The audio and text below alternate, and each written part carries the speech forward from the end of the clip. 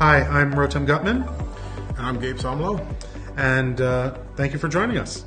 So, Gabe, I understand that when I say I went and built my own computer, it doesn't mean the same thing as when you say you've decided to build your own computer. Boy, have I ever decided to build my own computer. I understand. So you're starting with a bucket of sand? Not yet. I actually plan on taking an ECE class on fabrication so that I could really build my own computer. I was joking, but okay. But no, I mean... Okay, so let's get everybody up to speed. So what was the impetus for this decision to build your own computer, and then what did you decide to do? So back in the... let's start with the beginning, right? Okay. In the 60s, okay, or maybe even before then. Microelectronics, the stuff various chip makers fabricate, their customer base used to be overwhelmingly 90-something%, and this is not an exact number, but some overwhelming percentage of their business used to be the United States government. Okay. And therefore, the chips they fabricated and the standards they used and the locations they used were necessarily the United States and to the exacting specifications of the U.S. DoD. And so the DoD had their way with the chips for a very long time, but then after a while, the civilian market started taking off, and now it is essentially the overwhelming part of what chip makers sell, and the government applications are a very small fragment of that.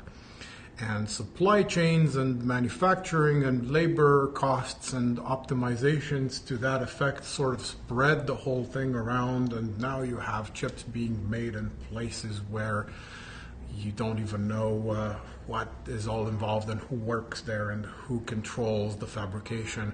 And so we have a little bit of a problem for defense and sort of high security applications because frankly, no one really knows what went into the chips that we're using today. Mm-hmm. And most of the time, if I'm updating my Facebook or ordering pizza online, that's, I'm not important enough for anyone to mess with me. But the more paranoid you get and the more sort of important this is from a defense, security, sort of financial point of view, you have to start worrying about being a big, fat enough target for whoever did something to those chips. For it to be worth the effort for them to... Typically state actors, once you have the attention of important people, mm-hmm. You have to start worrying about who cooked your hardware. Mm-hmm. And whether there was a hardware backdoor inserted in it that's just sitting there waiting to be exploited when the target is important. Although to be clear, it's not just if you're a large scale or have a security critical application. Supply chain attacks have happened for all sorts of levels. There have been supply chain attacks on cash registers that just went out into businesses so they could steal credit card information. Right. Well, and then there's the whole idea of generally a hardware exploit is something that was inserted either during the design of the chip or the fabrication of the chip, or even by the tools that turned a clean design into a chip or a functioning computer. These are sort of like Easter eggs. Mm-hmm. And usually Easter eggs can be good or bad. They're there for whoever inserted them to use at some point in the future during a time of need. But the other problem is at some point somebody might just find one that they didn't put in there and then start mm-hmm. using it. So everybody kind of has to worry about it. If somebody found one and you're important enough to them, then they'll use it on you. Okay. So what's the solution? So the idea is, okay, can we build a computer that is provably trustworthy? And not in the sense of formal verification and lots of math. I actually haven't made it there yet. That's sort of a topic for the future. I'm actually probably headed toward taking a class about formal methods to sort of refresh my skill in that area. I haven't touched it in a long time. But just to prove that sources to the software and the hardware that went into your computer are which, however much you can trust those sources, I would like to know that I could trust the thing I built from those sources exactly to the same amount. So essentially, I can review my source, and I want to know that what I reviewed is what got made. Right. And so the typical rebuttal to that is, well, who has enough lifetime to read the sources to the Linux kernel and the C library and the CPU design that runs underneath it, if in case you actually get your hands on that source code? There's not enough life in one person to actually read all of that. So if you can't do it anyway, why insist on the sort of open source equivalent to fielded system requirement? And that is sort of a kind of philosophical discussion about why I like open source so much. And it is not because I personally can't want to or have the energy or time or resources to look through all of it to ascertain that it's clean. It is possible for anyone to drill down into any corner of it in case they have any sort of suspicion. So it's sort of a democratization of security audits. It's proof that I have nothing to hide. If I give you the source code and someone eventually finds a problem with it, I am less likely to put it in there intentionally because I know somebody eventually might find it. Mm-hmm. Not that I expect everyone to go and sort of check the whole thing, but it's possible for one person to find one problem. Mm-hmm. And it's sort of cards on the table face up. It's sort of a guarantee from whoever wrote the source code that, hey, I have nothing to hide here, look through it if you want. It's not a strong guarantee, essentially. It's not that it can't happen, but at least we have a method of auditing it. We can go through and look at this stuff and see what's going on, at least, rather than it being a black box. Right. So we could wander around and find the problems, the garbage dumps, in the park. If it's sort of a fenced off area and you're not allowed to go in there, then very few people are ever going to be able to just walk by and find some toxic waste dump that's buried in there. And to take the example of OpenSSL auditing, that's a massive code base, and once flaws were discovered, the community came together, and so once it's important enough for any given community, now you can divide up the load. It was say, let's all go look at this and then check each other's work. There was a toxic waste dump sitting there for a very long time, but somebody just happened to walk by it and call attention to it, right? Mm-hmm. If it had been fenced off and nobody was allowed to walk through that park, it would have stayed unfixed, and the bad guys, who are more determined by definition than the good guys, will have found it eventually and used it without us knowing it's there. Exactly. Yeah, it took us a while to find it, yes, but somebody did. But we found it. Yes. And so what's the solution? How do we do that for hardware? So there is a sort of burgeoning open source hardware community out there on the internet. We have open source CPU designs. Linux has been ported to that architecture. The only thing that's missing is the ability to sort of systematically prove that all your source code taken together is exactly as trustworthy as the system you built. And so the concept there is the concept of a self-hosting computing environment or computing ecosystem. And self-hosting means, the best analogy is that whole ship of Theseus. We're sailing it on the ocean while we're rebuilding it from scratch kind of thing. It has everything it needs within itself to rebuild itself without assistance from the outside. And if you want to think about it, Linux and BSD in the software world are self-hosting systems. You have a kernel running applications on top of a library. One of those applications is the C compiler. The C compiler can compile both the library and the kernel. So the trio of kernel, C library, and C compiler is everything. The C compiler can compile a C compiler. Right. Yes, it is everything you need to build all these three components and all the other applications that run on top of it. So this is a self-hosting environment, essentially, because it can develop itself. It doesn't need external help to further develop or rebuild itself. Mm-hmm. And so that kind of breaks when you're trying to include the CPU that's running underneath all this stuff, because the CPU is a piece of silicon that's been made by some manufacturer according to weird design methodologies and sort of proprietary processes that you have no visibility into. And so that's where the open source if a commercially available CPU is off the table, how do you do your calculations? So the next best thing to a commercial dedicated silicon or application-specific integrated circuit that's dedicated hard-coded silicon, like most of the chips that you have in your computer, there's another alternative called field programmable gate arrays, FPGAs, and what those are, they're essentially at the microscopic level, they're a regular grid of configurable logic blocks which can be turned into whatever hardware design you want, including a CPU.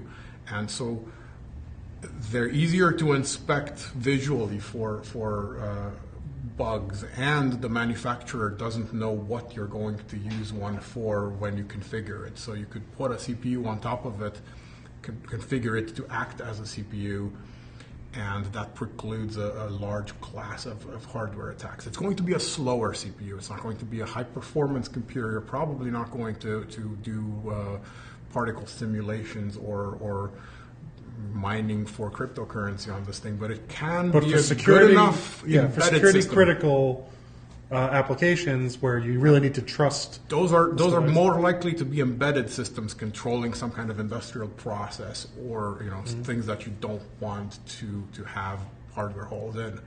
So you could build a CPU on an FPGA, and the idea is, can we use open source software tools to generate configuration for FPGAs? Those things tend to be proprietary today, and there's also an open source community that's sort of growing and getting closer and closer to being able to have open source software generate code for FPGAs that will turn them into CPUs and embedded computers. And if you can run an open source stack with Linux and the C library and the C compiler on top of the FPGA itself, then hopefully you can run the hardware compiler tools that turn, so essentially you could have a computer that can rebuild its own, and not just kernel, but also its own CPU and system on a chip bitstream. Okay, so you mentioned system on a chip. So what are the components that we really, what's the critical minimum set that we need in order to do this? So we have a CPU that we've created out of this FPGA. What else do we need? The CPU core essentially is just sort of the middle center part of a hardware computer. There are the so-called peripheral devices, things that will let you use a keyboard, things that will let you use a display or a terminal, things that will let you connect to a hard drive or just a little... Now, to be clear, we're not talking about the actual keyboard or mouse or screen. We're talking about the interfaces to them from the So it's the thing computer. you hook a keyboard into that's on the inside of the computer, that is the keyboard driver. It's not a drive, it's a device, basically. So and the thing you plug a hard drive into, like SATA or SCSI. Those are things that are called peripherals inside the computer, and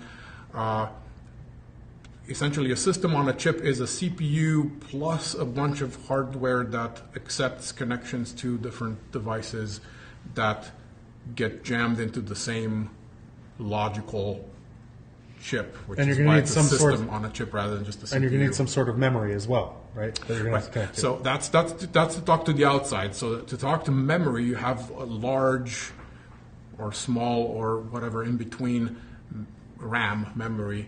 And so the CPU being able to talk to the RAM and write and read from it, it needs another piece of hardware that is called a DRAM controller. So that is also part of the SoC, system on a chip. Okay, so assembly. You need source for all of these different pieces. Correct. an FPGA that is large enough for you to create all these pieces with, and then you can and then some sort of system for translating from the source to actually having the FPGA. So some sort of bit stream. That is called a hardware compiler toolchain. Mm-hmm. It's kind of like the C compiler for software. You take hardware sources and you run them through your hardware compiler toolchain to get things like bitstream for an FPGA. Or in a different sort of branch of hardware development, you could get things that are like a giant graph of transistors that can be turned into a mask to make dedicated silicon, but that's not what we're talking about here. So where's the problem right now? Can I just do all of that right now, or no?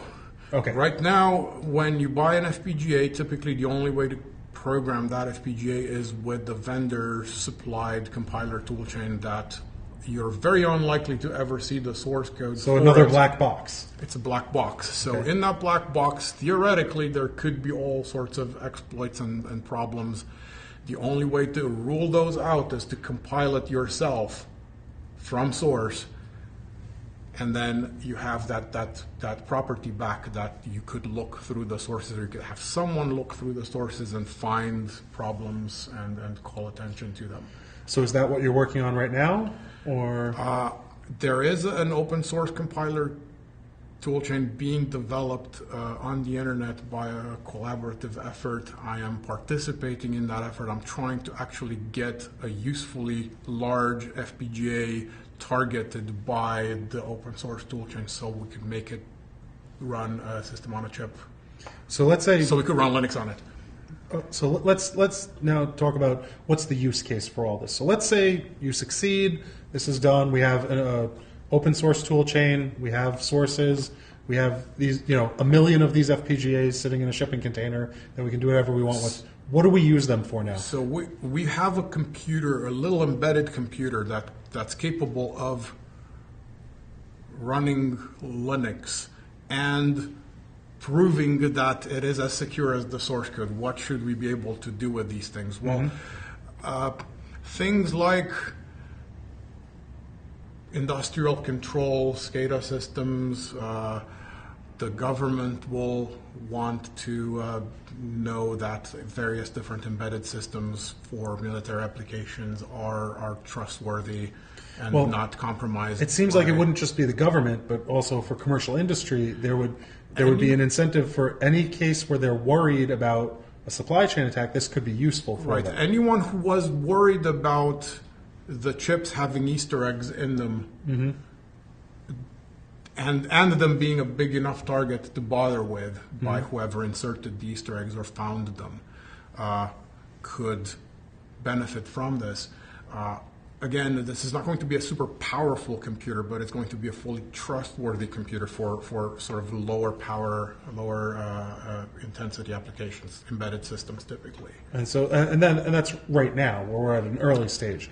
If you're always going to be slower than the cutting edge dedicated hardware, but once we have a prototype.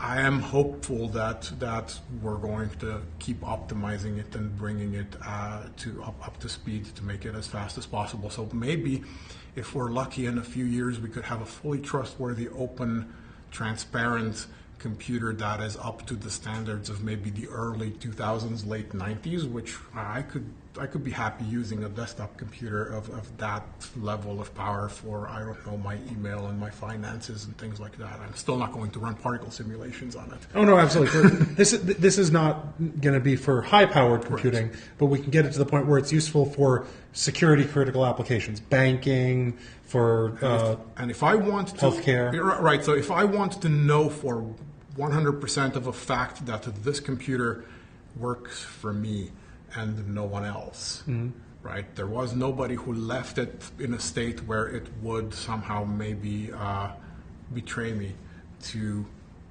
the people who were involved in making it.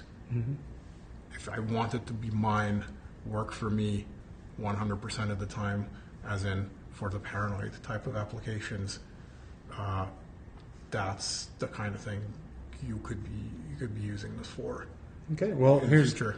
Here's hoping that you're wildly successful, because it sounds like we could use it. Fingers crossed. Thank you. So thank you for joining us. For more information on the work that we do, see the website below. This has been Rotem Guttman and Gabe Somlo. Thank you. Thank you.